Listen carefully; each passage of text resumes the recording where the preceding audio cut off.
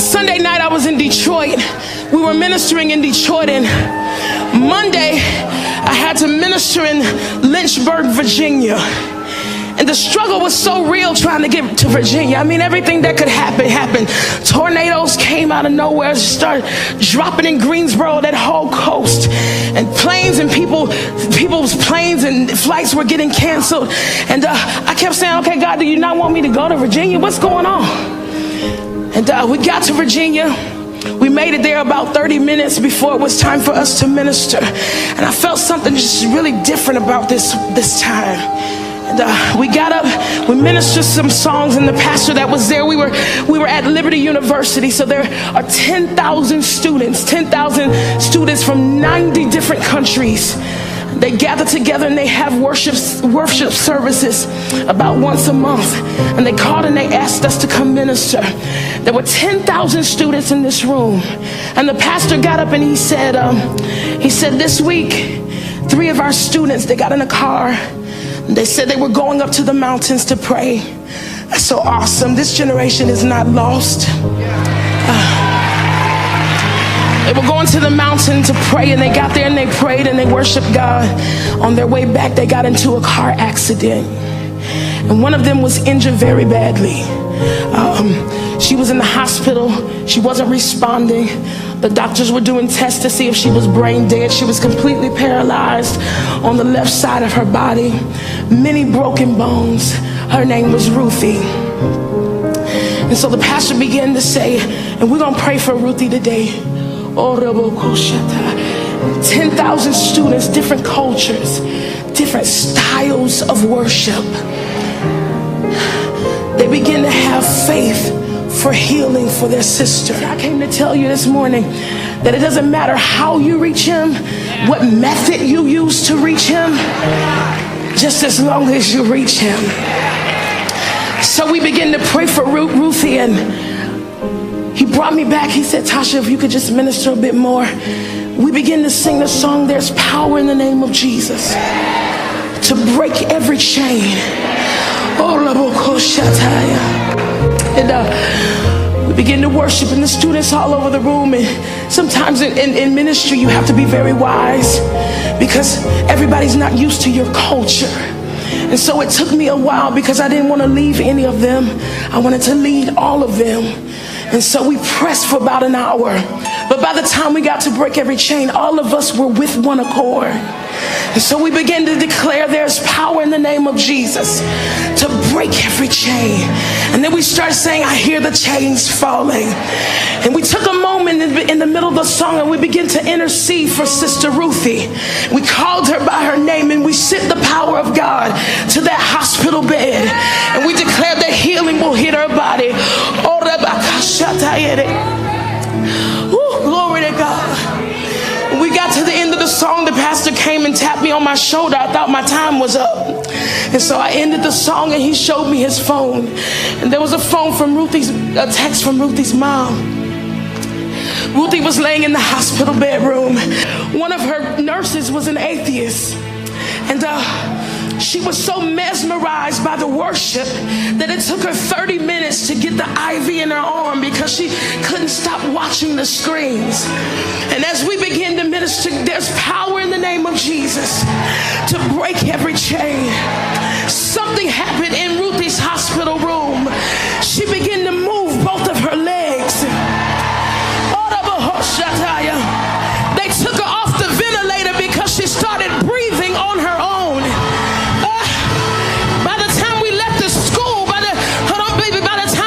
school, we got on Twitter, and Ruthie's mom, she was so blown away by what was happening in the room. By the time we could get back to Greensboro, she said that Ruthie was moving at her hips by that time. And she was fully aware. This is somebody that the same day the doctors were saying, I don't know if we can tell you that she's brain dead or not, but this same woman, she began to open her eyes and respond when they called her name. I came to tell a room full of people that miracles ain't something that happened back then. If God can do it for the woman with the issue of blood, he can do it for you. If God can do it for Ruthie, God can do it for you. I'm talking to some people in this room. You've been going and going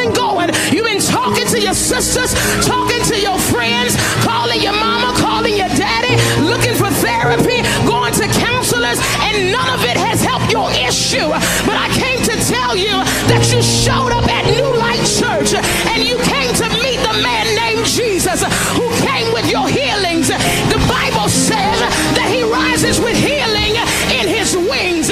It's just who he is. I need somebody to open your mouth, release a praise in this room that says to your God, God, I tried everything I could. I've done everything I could with this child, and now I'm giving it to you.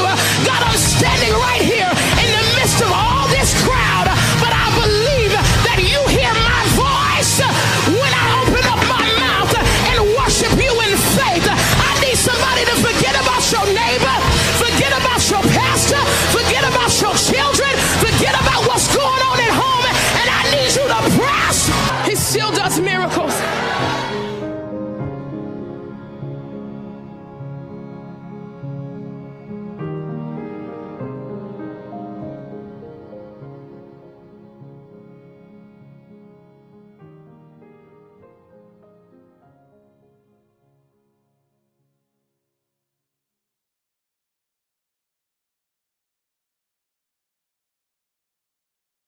Can I have all of your attention, please? I want you to listen very, very carefully. I'll tell you how badly men want to be great. They'll wear jerseys with other men's numbers on them.